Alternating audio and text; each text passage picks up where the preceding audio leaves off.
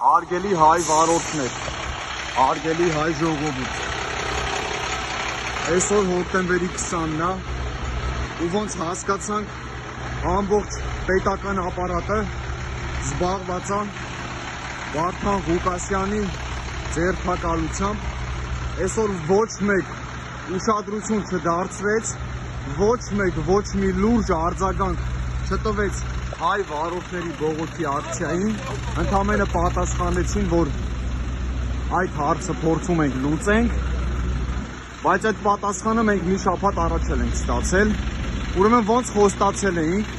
բոլոր հայ վարորդներով, միջնորդ լոգիստիկ ընկերություններով, որ եթե այսօր մեր հարցին դրական պատասխան չեղավ, մենք փակելու ենք Բագրատաշենի անցակետը։ Այս պահի դրությամբ Տավուշի մարզի Բագրատաշենի անցակետը կարելի ասած արդեն փակ է, ոնց խոստացել էինք։ Երևի մեր իշխանությունները ուշադրություն չեն դարձնում հարցի լրջությանը,